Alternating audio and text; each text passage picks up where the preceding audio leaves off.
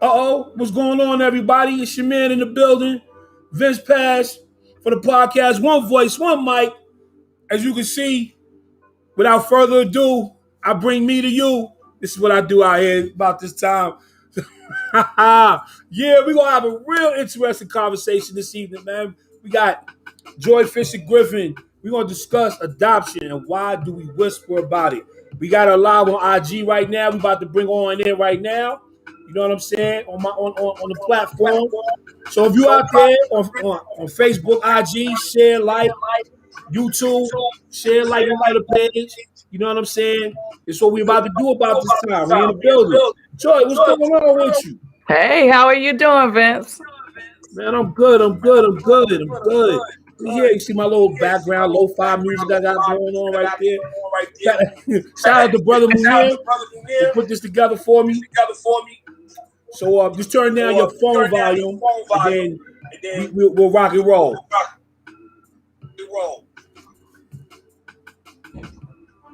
Yeah, y'all hear that? Them horns. We get with it.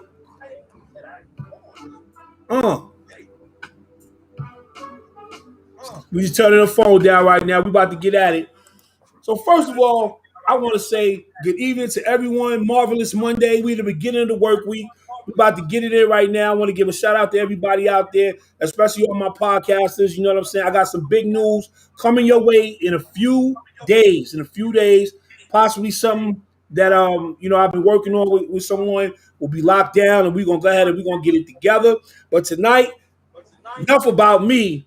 I want to talk about the lady of the hour, too sweet to be sour. You know, I'm acting like all right. That's the New Yorker in me. That's the tri-state area in me. We got Joi Fisher-Griffin. Yo, what's up? We got head claps and everything, Queen. Yes, I love your energy. So listen, let's talk about it. Let's just jump into it, okay? I want to talk about. Man, let me tell you something. First of all, when I read your article in the New Jersey Monthly Magazine, there was a part on there that brought me to tears. Literally, like I just froze. And it was the part when your daughter Tracy walked. You say she walks around in the summertime with an anatomy book, and when she found out there was all these doctors in her family and people interested in science. And I'm about to tear up right now because it was so dope what she said. She said, now I don't feel so weird anymore. I was built for this. Yeah, it's amazing what you do when you know a little bit about your roots and your history and what that means for you and being able to identify things that we thought were weird and quirky and all of that. It now makes sense. I was just talking to my younger daughter the other day. She said, originally, I thought that this whole thing with the adoption was just your thing. It was all about you. She said, now I'm realizing that is my biological family too. And now parts of me make sense that didn't make sense before. She said, it took me a while to get there to understand that. But now I see why you said that this will make more sense to you when you get a little older, that it's not just about me and my story. Because when you don't know my parts of my story, that's half of your story as well. So Getting her to understand that, and even in her 20s, she was like, oh, no, that's your thing, mommy. And I even did a presentation about that, how my kids really didn't, or that one in particular, really didn't think it had anything to do with her. Until now, she looks around the room and she looks at friends and relatives, not friends, she looks at relatives and sees where her stature comes from, sees where some of her mannerisms come from, and whether she's stomping around the house. We have an aunt that likes to stomp too. So just some of the things that were kind of weird, and even down to that anatomy book. My aunt says she walked with an anatomy book throughout high school, and here my daughter finally found comfort in that, knowing that there's folks in our family that love science and love the human body just like she did. So one of the things I want to talk about very quickly, I want to touch on you as an educator over these last 25 years. I find it very interesting, like I said, reading your story. And, first of all, let me say this. The sister thorough, okay? When, she sent me on my homework assignment. You get what I'm saying? So I want to let y'all know right now, like, Vince does homework. But she said to me, I want you to read my story. So I couldn't peruse over this and just like say, okay, I got this. Because, I have that gift that I could do that. But when I started reading this, it was like, no lie. Like, God was like, yo, you need to read all of this. And so as I was reading all this, I was like, yo, my mouth was like, this drop, just like that. I'm going to do that again. Just like that. My mouth was just wide open because I didn't recognize the trauma in this thing. But we're going to talk about that. We're going to talk about your life as of right now as being an educator, 25 years of education, assistant principal in a high school. How have you, morphed your experience to connect with the kids? I've gotten better with that since I've really just started talking about my adoption experience 4 years ago. I started by doing a workshop with our counselors and our case managers, and I asked their department chair. I said, "Can I come in and talk about adoption?" I've been in education 25 years. I know we don't talk about that. I know there's not a lot of professional development on it. But there, we have kids that are coming in that are dealing with trauma, that you see behavior issues. It's not about the kid being bad. Do you know the story? Do you know the background? Are you developing relationships with them? So I really wanted to start with the counselors and case managers to tell them a little bit about my journey. People look at folks on the outside and think you got everything all together. And there were pieces of my life that were just falling absolutely apart. And I think when we start putting a human to some of those conversations and some honest conversations and some real talk and allow people to ask questions, that's when those type of opportunities began to open up. Because now if a kid comes in and they find out that they're in an adoptive or a foster family, they'll reach out. Hey, Fisher, hey, Griffin, can we connect you with this family? Can we connect you with that family? Can this kid come in and talk to you? They seem to be struggling at home. This child just found their birth mother and they're really having a struggle. Would you mind talking to them? So I realized that this work is beyond just me. And as an educator, being in a high school with kids that are having their own issues with hormones and everything else, why not add this? If this is something I'm passionate about, why do I still keep hiding and not sharing that side of my story? And it's something that I'm still working on. My children's books were just 2 best-selling children's books in the adoption area. And I didn't tell all my colleagues at work yet. So I know I have to get better at promoting me, but also promoting the story, because the story and the message is what's important to me. It's not about me. It's about the message, and that message of hope and helping people find their community is what I want to get to other folks. So let's talk about this for a second. Let's talk about the Amazon #1 and #2 selling children's book. Yes, the flamp. Hey, listen. I don't just got a regular person on here tonight. I got a superhero. Hold on, see my X-Men shirt. I wore my X-Men shirt just for you. Okay, I wore my X-Men shirt just for you. I appreciate it. Because your story has superhero vibes, man. Like, it really does. It gives me the vibe like, hey, yo, the sister to say, yo, you know what? I'm gonna wake up one morning and I'm gonna become the woman of steel. Okay, I'm gonna become Batgirl. I'm gonna become Flash. I'm gonna hit them hard and fast. You know what I'm saying? And with a level of Professor X with it, because you got real mental with it. You know what I'm saying? So I want to talk about the Belong Project. And like you said, you talked about it 4 years ago, right? Mm-hmm. What made you call it the Belong Project? Now, you kind of summed it up, but I want to know. I want the listeners to know, like, there's more to just the Belong Project name. What's behind the name? Yeah, the Belong Project is about that sense of belonging. We want to be a part of things. We want to be able to find our community. We want to be able to have feel like we belong somewhere. And sometimes when you're missing those pieces, whether it's identity, you're having trouble in relationships, you don't feel as connected. And I think that we all have something to do to help bridge the gaps, of those in the adoption triad. We need to believe the adoptee stories. There's some things that we need to do to educate ourselves, to equip ourselves to be able to help them, because there's tons of services, but let's start lining those services up and making sure that folks that need to know about that get the information. How can you help liberate adoptees, adoptive parents, and foster families? Organizing, orchestrating, getting those things together. As we just go down the list of the acronyms of Belong, N is normalizing the conversation about adoption. G give resources because there's plenty out there, but folks often only get that one little resource that's posted Mm-hmm. somewhere. And our families need more. They deserve more. There's resources that are out there that we just don't know about. And the other thing is allow adoptees to grieve their losses. We started with a loss. Our lives started with a loss by losing our For birth sure. parents. Recognize that that is trauma, and recognize that that trauma can be overcome, but there's some things that we need to do and we need to work on, and the folks around us need to do and work on as well. But a big part of that is normalizing the conversation. And so the Belong Project was really designed out of I wanted my children's books to focus on that sense of belonging, that sense of family. And I wanted them to bring forth messages of hope, messages that families look different. What your family looks like is going to be different than mine. And that's been happening for ages. But why are we so secretive about it? Why are we whispering about it? Why aren't we talking about it? So I really wanted to put those stories to the forefront so that kids can understand it, but so that it would help adults lead those conversations. The memoirs for like 8th grade and up, that goes a little deeper into some of the challenges of an adoptee, but also helps adoptive parents.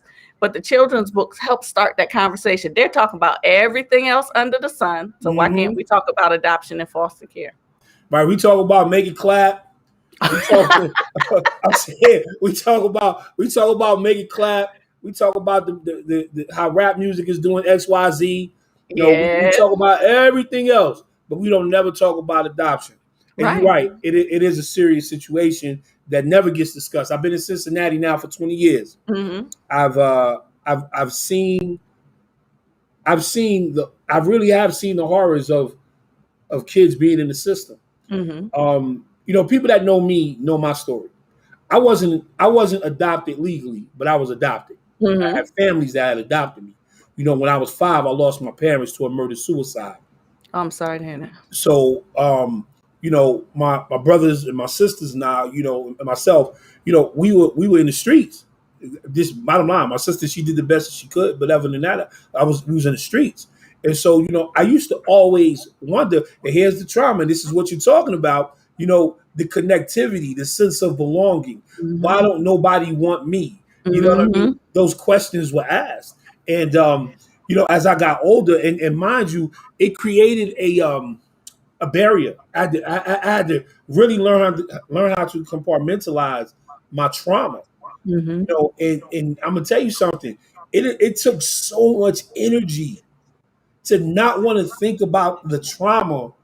You know what I mean? And just live in the happy space, knowing Yeah. that the happy space was this small, right? Mm-hmm. And that trauma was this big.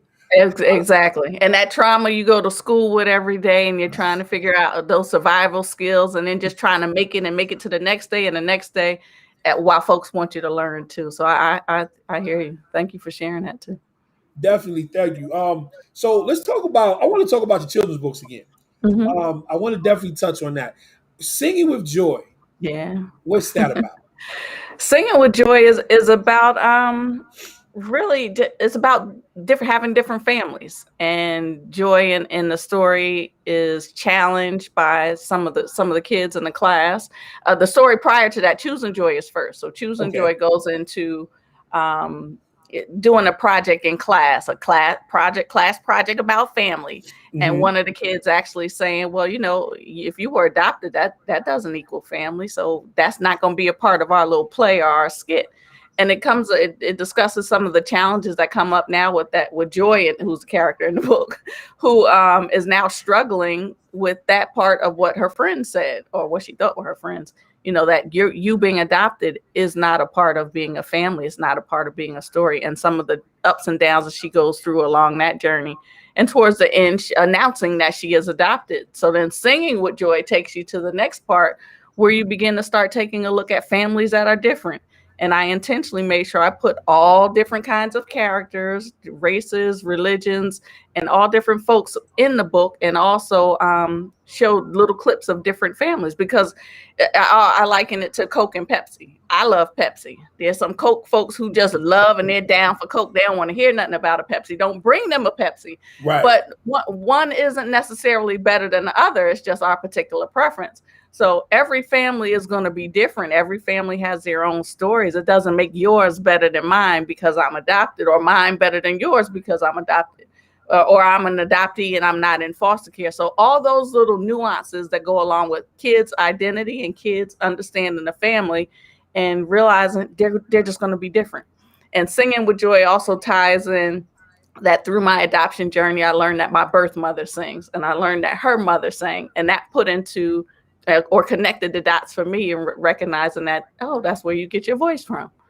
So Not just that, but we got the Joyettes. Let's talk.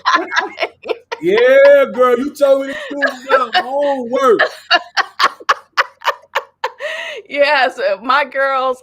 One thing that people don't think about for adoptees is that when we're growing up, you don't have folks that look like you. You're not necessarily going to be in a family where you're going to look like you belong to that family. Right. So for me, my girls were the first bloodline family members that I actually saw and had in my life.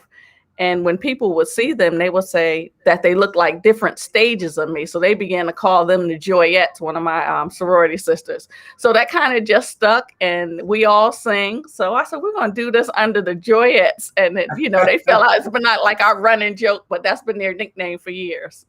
That's beautiful, man. That's beautiful. Because when I seen it, right, I guess I seen one of your daughters had the crown on her head. You know what I'm saying? Mm-hmm. I was like, okay, then. They just that was me with the crown. That was me with the crown. Yes. And my three girls were behind me. Yeah.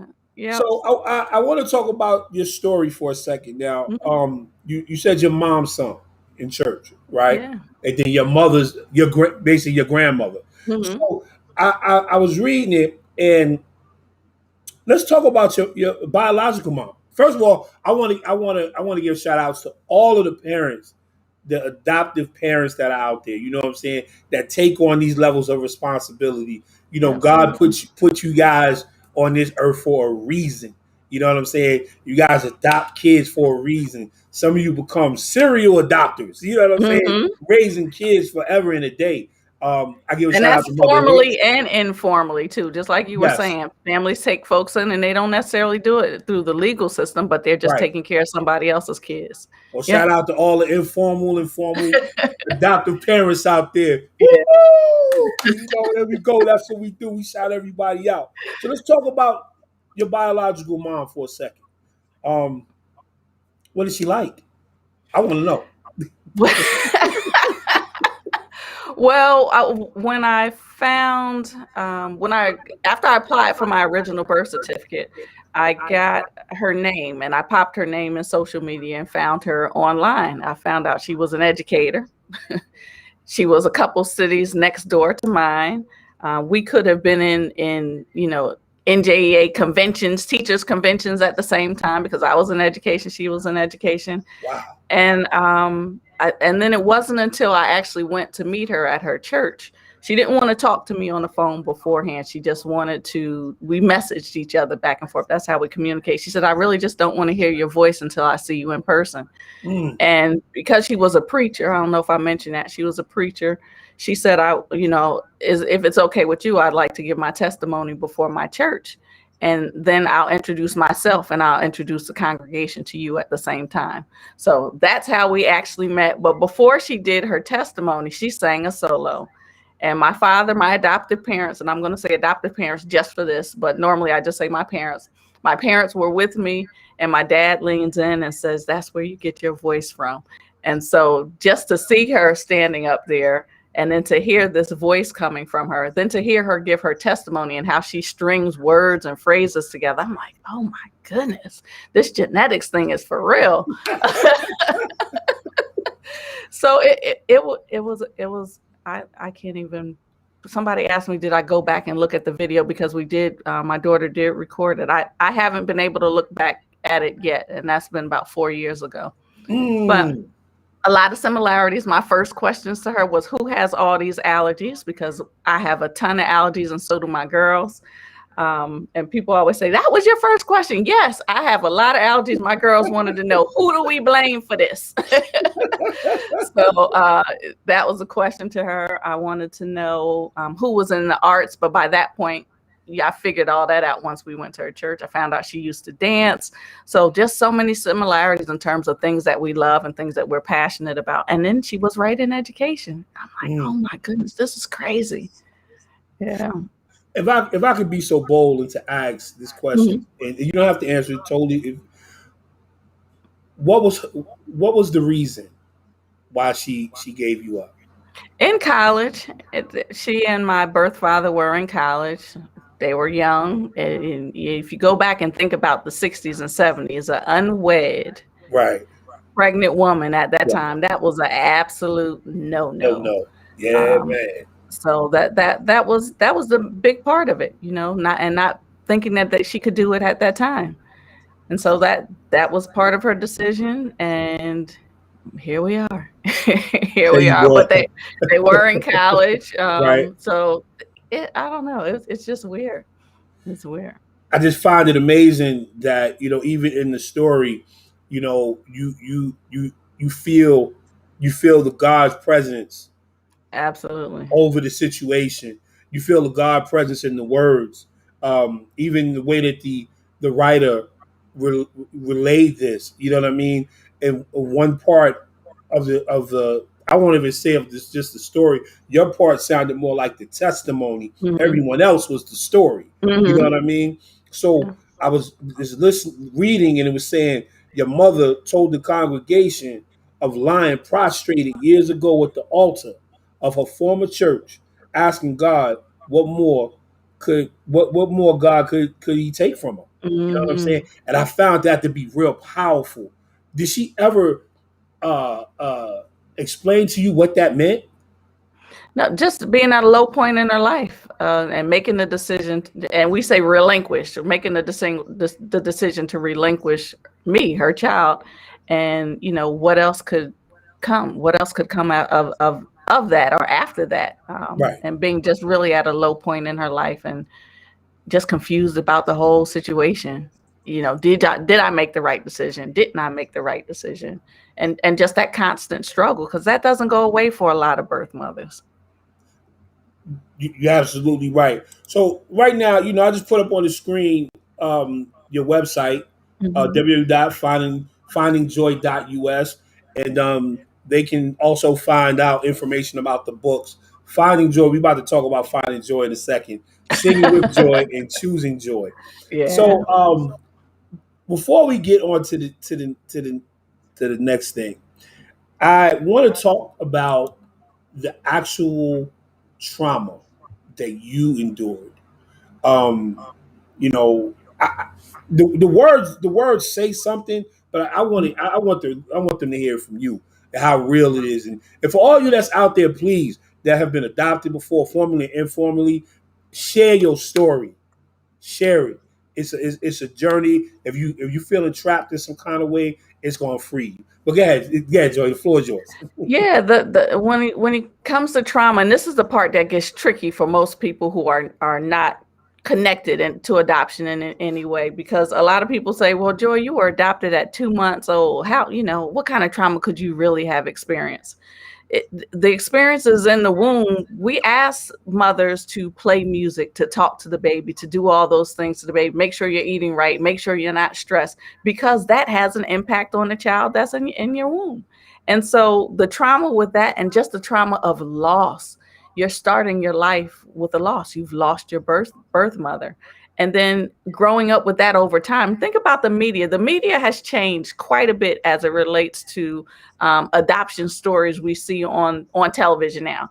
Before, it was the crazy adoptee who was going to do something crazy to the parents because they were so mad that they were relinquished or given up, however you'd like to phrase it. So a lot of those pieces just come with so many negative thoughts, negative storylines. So you grow up with that. You know that you were relinquished as a child. It doesn't matter what age that you were. So you begin to wonder yourself, and I begin to wonder, am I worth it? Am I lovable? Is anybody even going to like me or want to be around me enough if my mother didn't keep me around? Mm, So, and it's not something I ever let come out of my mouth, but it was something that was constantly playing as a storyline in my mind. That, am I good enough? Am I worthy enough? Am I smart enough? She didn't stay, but right. will the next person? And so then that trickles into what? Your relationships, that trickles into your self-esteem, all that stuff is tied into all of that. And then you, as I'm learning, many of these are issues that adoptees have. um, Fears of rejection, fears of abandonment, identity issues, because you don't really know you are. People looked at my complexion and I said, well, what are you? Well, I know I'm black. Well, what you mixed with? So, it was always something that I never had enough of an answer to be able to satisfy folks. I can only tell you what I know. And then I wasn't at a place where I was comfortable saying, well, I'm adopted. I don't have a clue. So you just kind of start, those situations start piling up, and the trauma with that. And now I always feel like I have to explain who I am, or why my complexion is this way, or why my hair is this way. Yeah. And growing up in the 70s and the 80s and the 90s, In that the 90s. colorism issues do exist. And I write about that quite a bit in Finding Joy, that those were things that were just constantly at the forefront of your life. So, Definitely.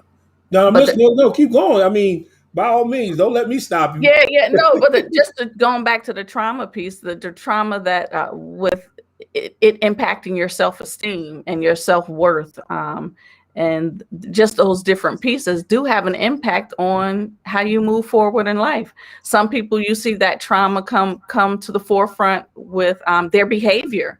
So their behavior could be about if they were in foster care, from jumping from home to home to home, and never feeling like they were a part of anything. There was one young man we were reading about in one of the classes that I was taking, because I wanted to learn more as well. He would keep a notebook. Every foster home that he went into, he kept a notebook. And in the notebook, he would write when he got there, who was kind of in the house, and how long it was going to take him to get thrown out of the house, because he just could not connect, or could not believe that people were going to love him enough to keep him there.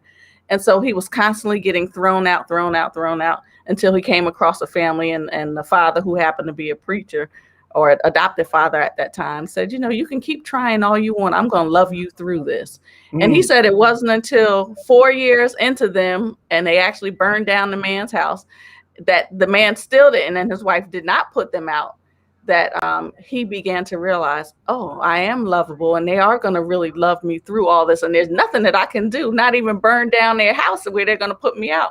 So it's those kind of trauma experiences. And then the impact on the brain. There's just so many things that I'm learning about through this journey, because I didn't want to be one who can just come in and talk little bits and pieces of information. I wanted to be able to either to redirect, not to be an expert in all these areas, but to be able to redirect people to the different resources that are available that go into a lot of this stuff.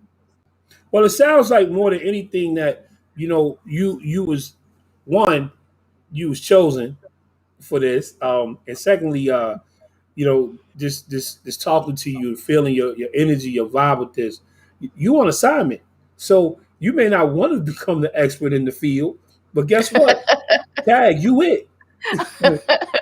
You it. Yeah, I say that as it's funny you say that, because I was treating my life in I think you mentioned it earlier, in different like little clusters. So I kept my compartmentalizing. Yeah. So I had my education career here, and I had my adoption stuff here, and then just my personal life here. And it wasn't until recently, actually, I was doing something for our sorority, and she said, all those pieces, one of my sorors was like, all those pieces kind of go together, and stop trying to separate them and start putting them together, because you are on assignment. You do have a task to be able to go and use what you're learning in adoption in the field of education, use what you're learning in education to be able to help adoptive folks and be able to teach and do those other things. So I'm just beginning to embrace that. But I do think that I agree with you. So something I'm working on. I want to tell you, I want to share something with you. Dealing with the trauma of being adopted. For me, I remember a friend of mine recently put in one of my threads. He said, Vince, he said, your confidence was always bigger than the situation. And he was like, I never have known you to have to feel to be afraid. Now this is someone who I grew up with. And he said, I've never known you to be afraid. And I had to tell him, I said, I was afraid all that time. All the time, right? Yep. And the traumatic experience of of not knowing how to love. Mm, You know, because mother is the first is the first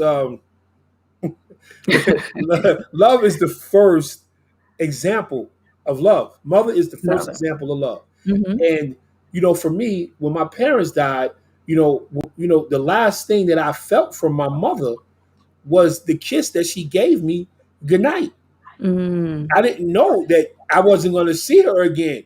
You know what I'm right. saying? And the day before, I had seen my dad. I didn't think that was possible for two people to die on the same at the same night. You Right. know what I'm Right. saying? And so I felt that trauma for many years. And like you, it took me about 30. It took me 30 years to put that away. Hmm. And I had to realize that the forgiveness piece was very important. And so I ask you now, um, how important was forgiveness for you in this? I, I think because the story was always framed that she did the best she could and she was making the best decision for me, that I don't think that I ever in my mind had to forgive her or forgive my birth father.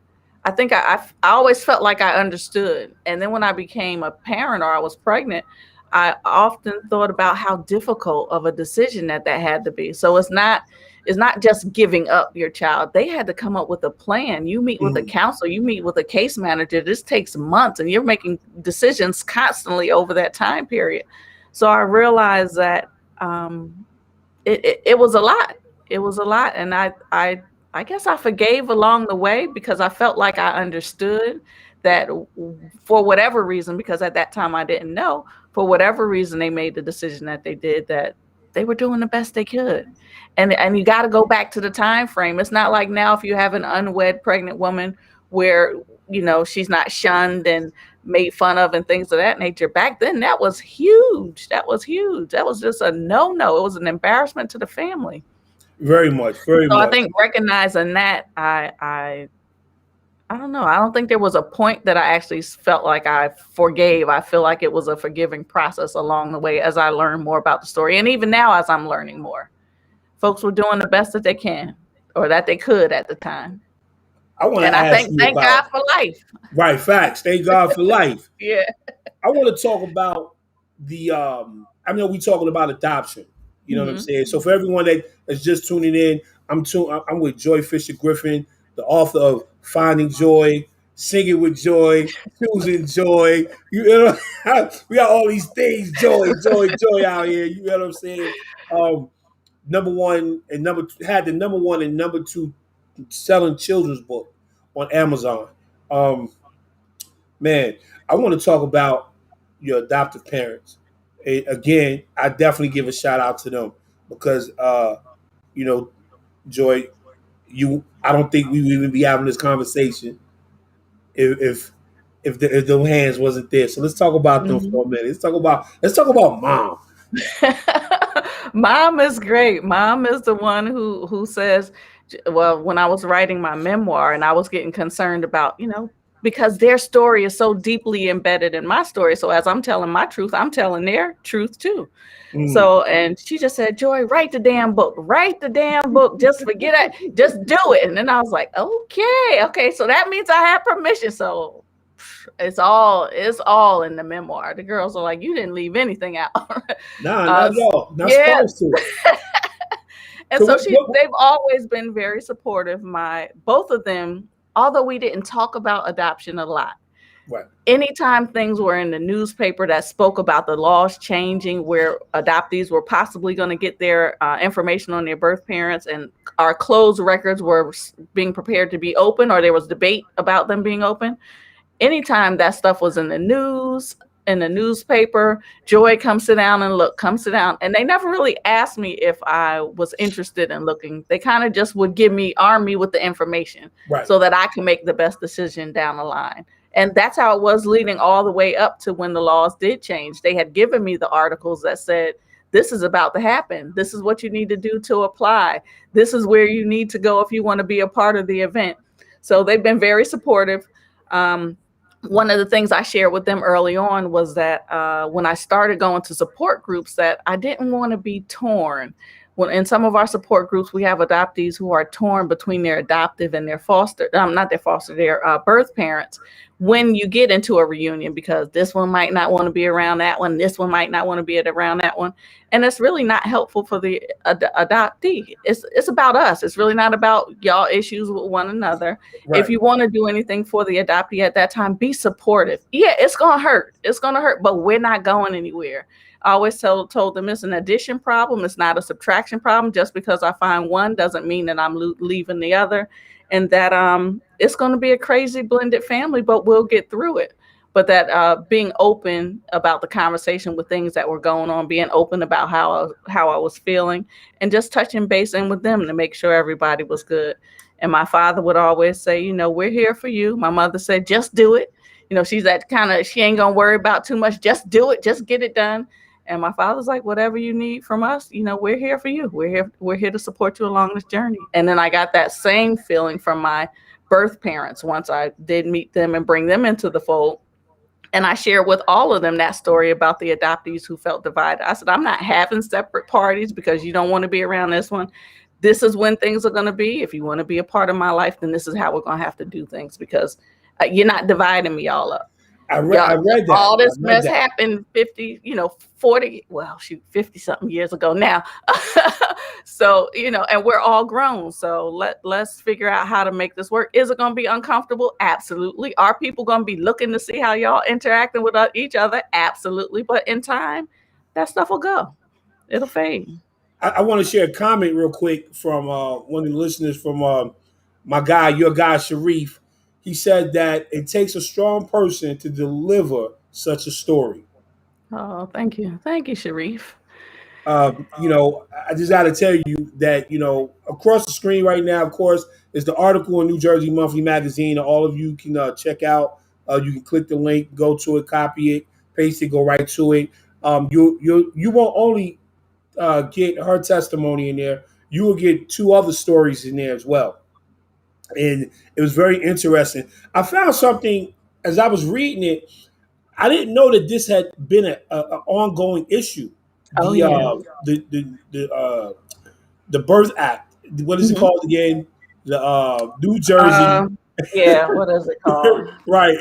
It's called the New Jersey Reformation Act, I believe. Yeah, Adoptees Birthright Act. That's what it's called. And so I didn't know that it was an issue stemming back from 2014. Yeah, this has been going on forever. Every state has different laws and different rules. So if any adoptees happen to be on and you're trying to figure out what your state says, Adoptees Rights Law is one of the websites where you can go and see what's going on in your state. But New Jersey folks have been fighting, our advocates were fighting for 34 years before the legislation actually changed. In 2014, that's when things started to pick up and they were putting things into place for the law, but they've been fighting for 34 years to get closed records open. So when adoptees are born in the state of New Jersey between 1940 and 2015, we would get an amended birth certificate. So my birth certificate had my first and last name, the name that my adopted parents had given me. It gave me my birth date, the city and state that I was born, my weight, and my height. So some of the information that most folks get on their birth certificates, we just don't have access to. Okay. Well, across the screen right now, anybody who's living in Jersey, know anybody living in Jersey, know anybody that's an adoptee or whatever, that's the website you go to. It outlines the actual law itself for you to go and acquire the information that you need. And I believe one of the problems that they were having with the law, reading it, they was talking about the redacting of the parents. You know what I'm saying? So, when I was torn with that for a second, like, what?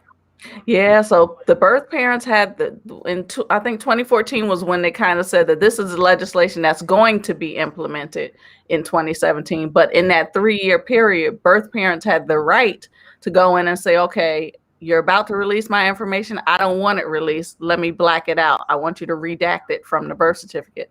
So when I got my birth certificate in the mail, the envelope was really heavy. So I just assumed that she had redacted her information, because if they redacted it, then they asked that you send the medical history.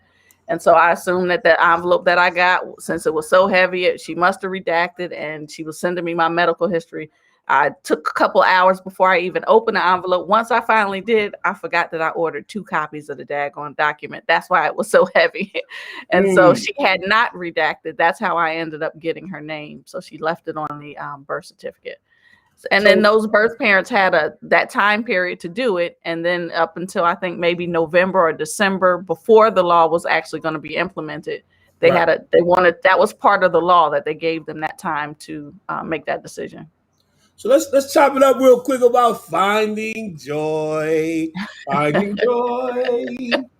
Finding Joy is the book. Yes. That is the memoir. That is the all in all. Now, mind you, I didn't get a copy of it yet, but I plan to purchase it. So you will not hear, yo, Joy, send that book to me for free. But no, I won't.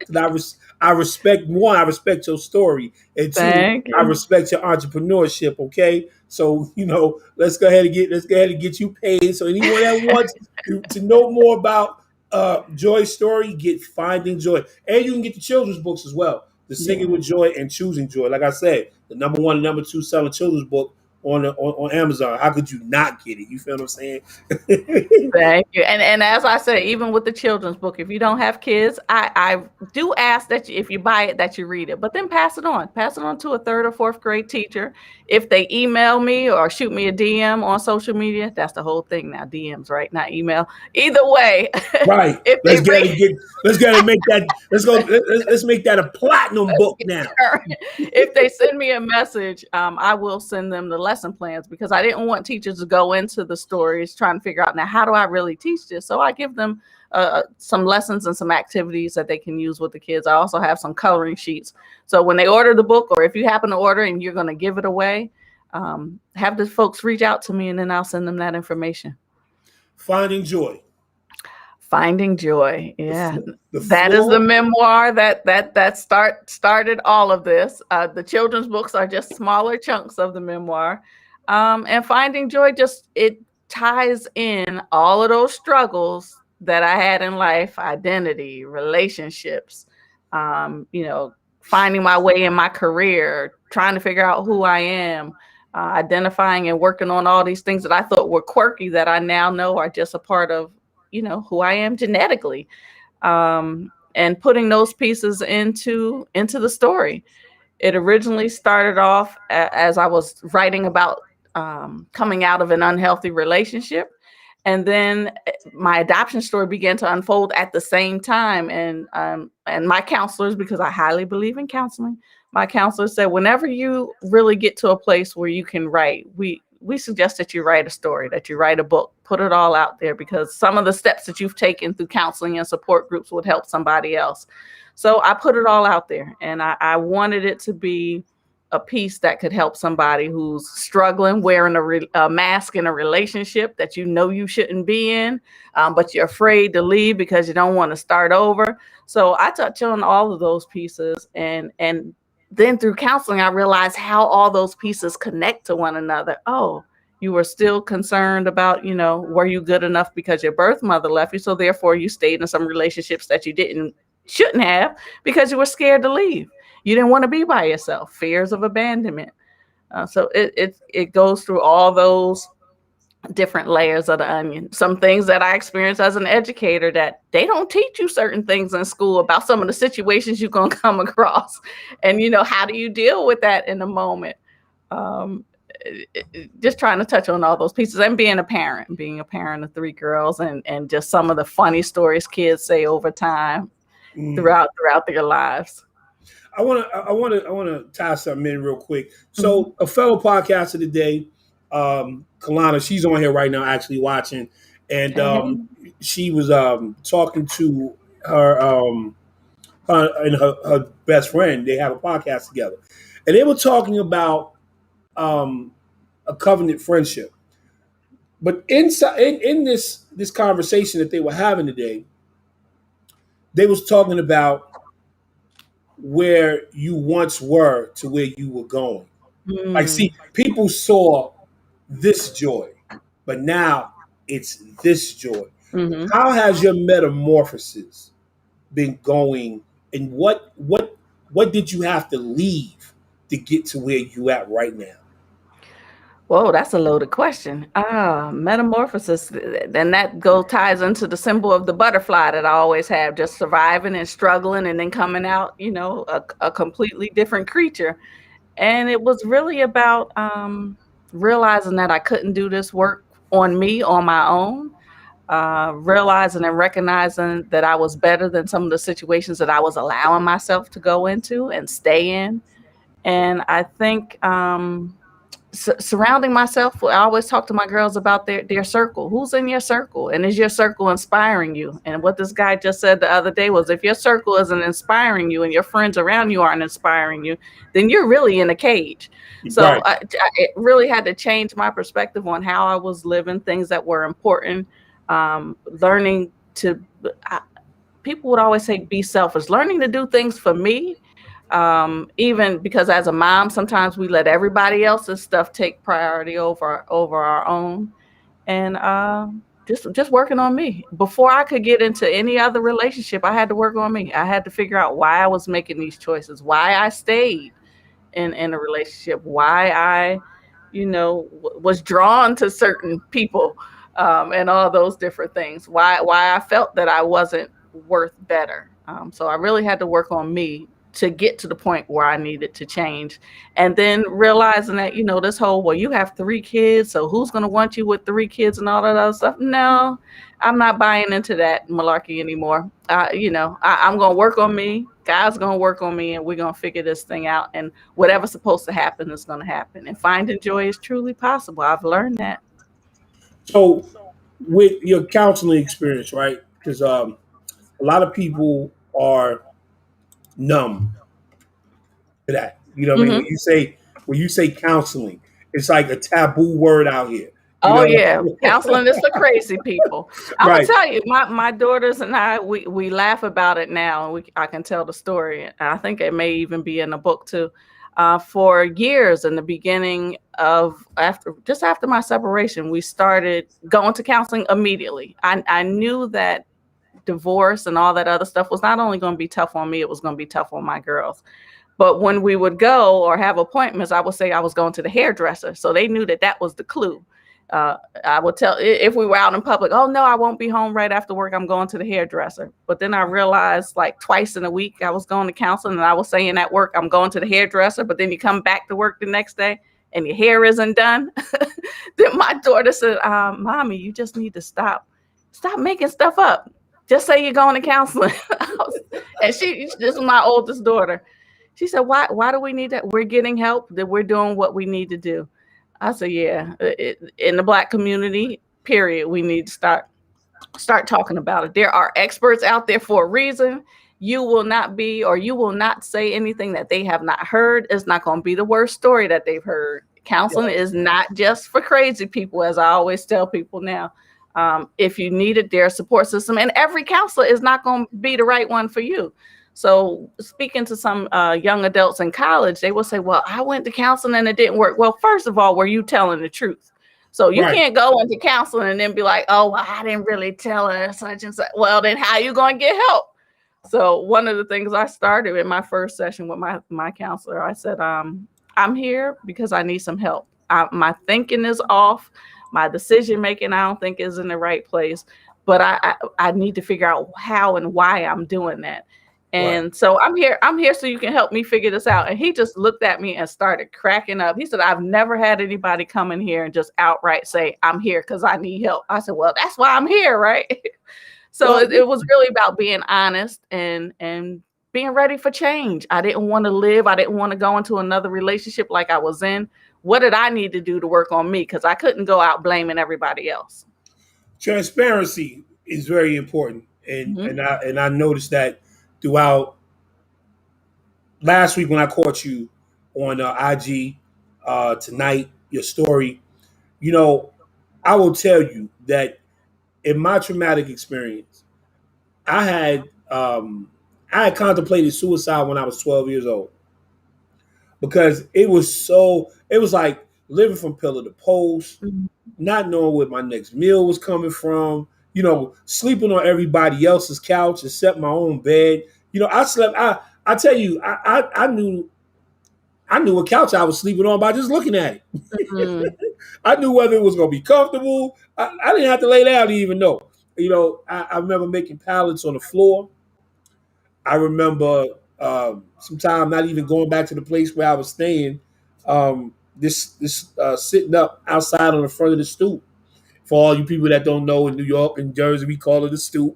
That's in front of your building with the Yeah. steps. You know what I'm saying? So I'm sitting out in front of the building. You know what I'm saying? Sometimes just not wanting to go upstairs. Mhm. Um, and I definitely feel that. I definitely feel that the whole counseling piece is very important. I want to flash the suicide hotline number across the screen right now. So if anybody is contemplating, especially in this COVID time right now, you know what I mean. Mhm. You know, when you have a story, such as Joy's, and you still holding on to some things, and things are getting real tight and real rough, please use the suicide hotline number. Pass it on 1-800-273-8255. Please make sure that you share that. You know what I mean? Because there's some people out there that can't be as open and transparent as we are tonight. You dig what I'm That's true. saying? So I just wanted just to definitely put that out there. So so now we got Fine and Joy. We got the books. We got the Joyettes. Album coming to you soon, right? I want to talk about your mission statement. Mhm.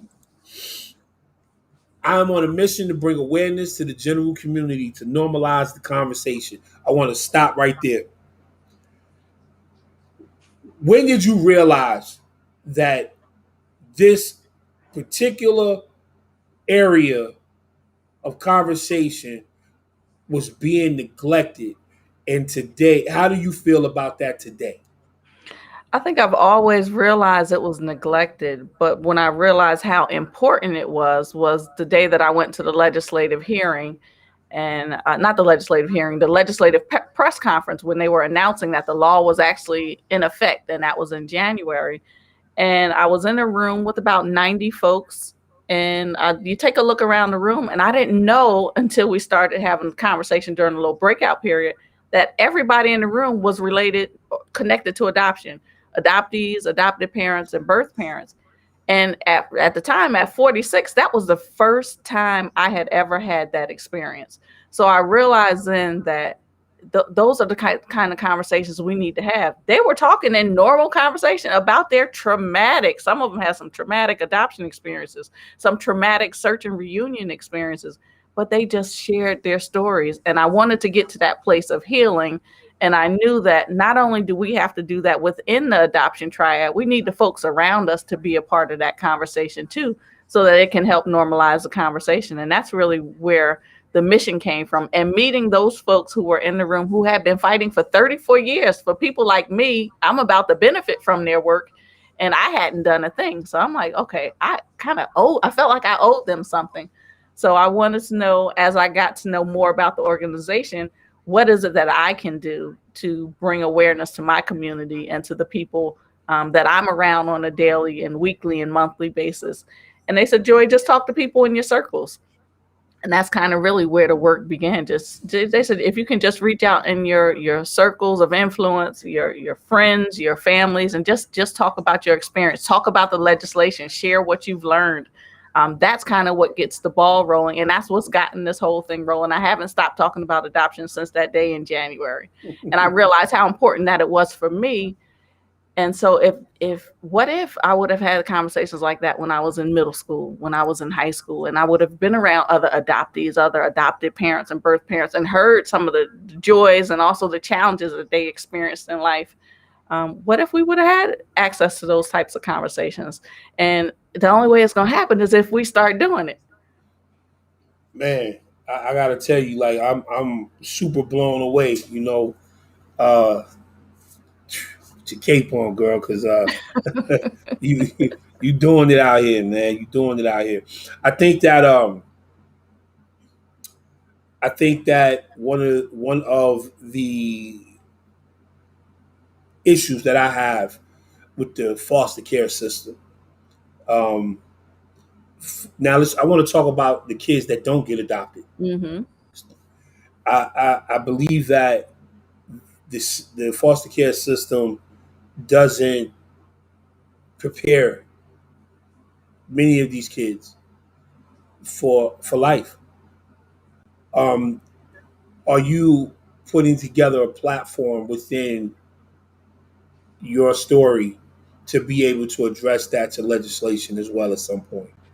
Yeah, I work as a volunteer with a group called Miriam's Heart, and through Miriam's Heart, for our state, we have what's called a care portal.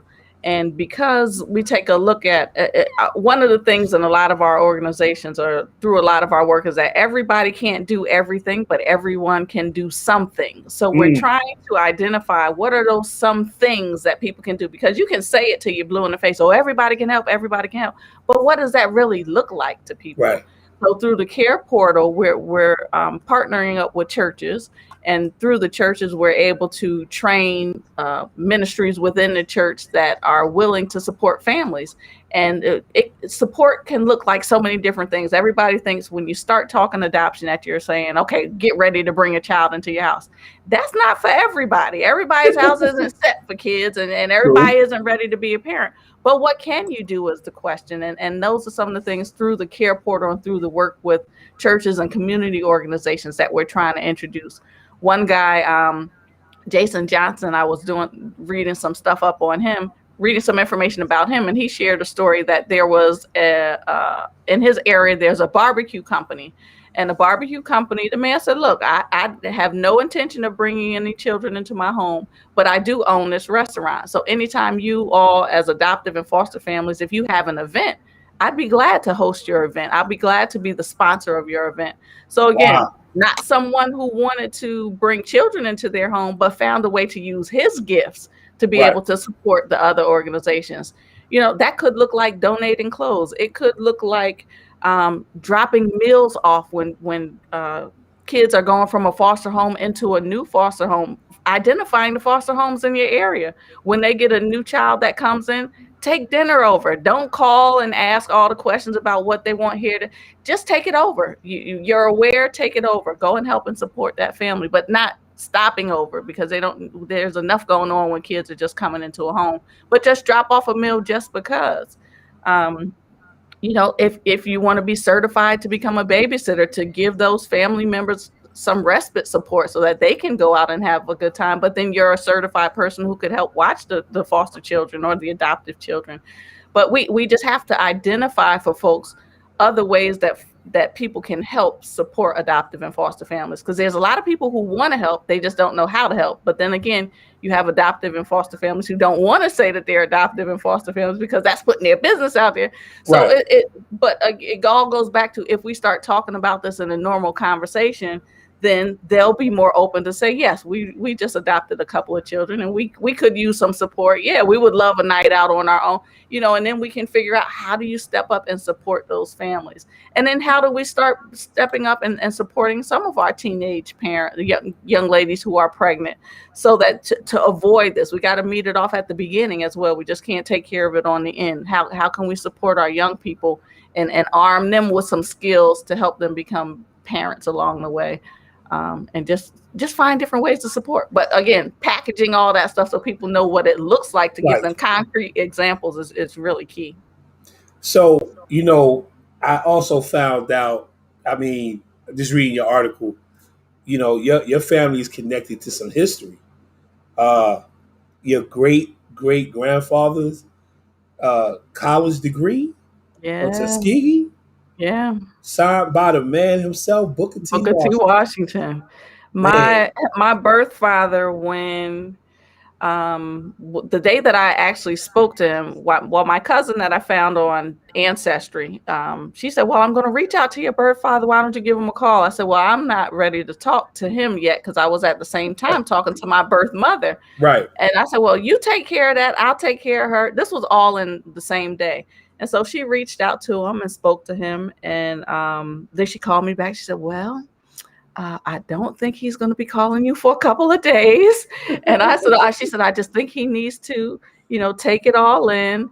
And I said, okay, I was fine with that. But 45 minutes later, he called, Wow. and we sat on the phone for 2.5 hours, and he went through family history that he wanted me to know. And I kept saying, well, why is he giving me all of this? But I think he wanted me to know that even though I was relinquished, that I didn't come from junk, that there's some educated people, there's some people who are hard workers, there were people who built themselves up from the ground up, and that you come from great things, and I want you to know that. And I'm like, wow, okay. So he made sure that I got a copy of that certificate, and it's in a frame in our house, and he actually gave us some smaller copies for my daughters to have in their house when they eventually get their own house. Wow. But yeah. Yeah, I'm floored right now. Like my mouth is like pink. I don't know what else to say at this point. I mean, the story can go on and on. I mean, like wow, it's just a lot.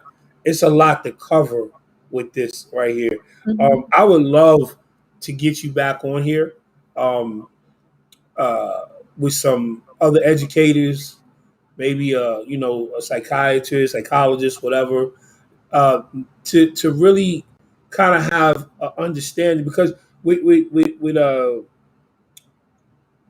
history basically being wiped out in Mhm. schools, they're trying to get it wiped out. Black history, anyway. Um, this level of conversation is very important. Um, I'm not saying like I'm not saying that there is no adoption happening or on the with white kids. I'm not Mhm. saying that, but it just seems like everything affects us in Oh such yeah. a big magnitude. You know what I'm And saying? sometimes we're missing that information. And that was the other part about being in that legislative celebration that day. When I looked around the room, 90 plus people in the room, and there were four people of color, four Black women actually. And those were the only people of color that were in the room. One of them was the guest speaker. So I knew in that moment, if I didn't use my voice, if I was too afraid to use my voice, people in my community wouldn't hear about it. There was going to be an article the next day in the paper about the legislation change, but because all the debate and all the chaos around it was ending because the law was becoming in effect, that I knew that it was going to die out in the media. So had we not started using our voices, those of us who were in the room, to begin to talk about the changes in the laws, you know, we wouldn't be here today. Man, I'm just in awe. I want to give you the floor for this next minute. And what message would you like to give to someone? I think I like the phrase that I heard from one of the organizations the other day, and that was, everybody can't do everything, but everyone can do something. And I think through the Belong Project, it's really about educating people and being an adoption awareness campaign. And that's my hope, to be able to sprinkle information out there for folks to be just beginning to think about just some of the things that we're sharing. If it raises question for you, go on the website and take a look at the information that's there. If you hear about someone who's adopted, share the resources. I list a ton of resources, and I also list a ton of folks that I found during this pandemic, because a lot of new voices are popping up that are sharing their stories. And the adoptees are often the voice that's missing from the conversation. We're here. Many of us are ready to share and ready to talk. And we need the world support. This is a conversation not just for adoptive and foster families, it's for us. And that's why I put US at the end of my website, because this is about all of us being a part of this conversation, to normalize the conversation. We start talking now, again, young people talking about everything else under the sun. Why can't it be adoption, so that we can make this a normal conversation? Man, tonight I have fun with this conversation here. Man, I'm floored right now. My girl Joi Fisher-Griffin. Yeah, I salute you, Queen. Thank you. I Thank you. salute you. Your daughters, I salute them. I salute your biological parents, and I really, really salute your adoptive parents, actually your parents and your parents. You know, Absolutely. I appreciate you have a that. super advantage in this life, and your kids have a real super advantage in this life. And I really appreciate you coming on here tonight and sharing your story.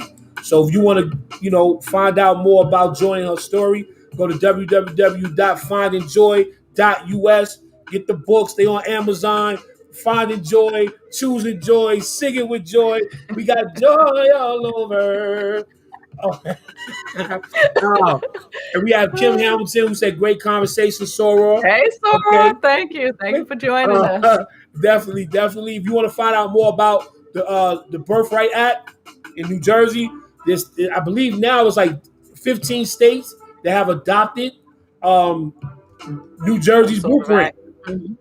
So more is on the way. I got to look up Ohio's because Ohio. We'll talk about Ohio some more time. Okay. I don't want to get in trouble right now. All right. I'll look that one up and bring you some information next time. Yeah, definitely. And for all you people that don't understand that counseling is important, Yes. get to the trauma. Let's get to it. You feel what I'm saying? You can't heal all by yourself sometimes. You got to have somebody in there refereeing that thing for you.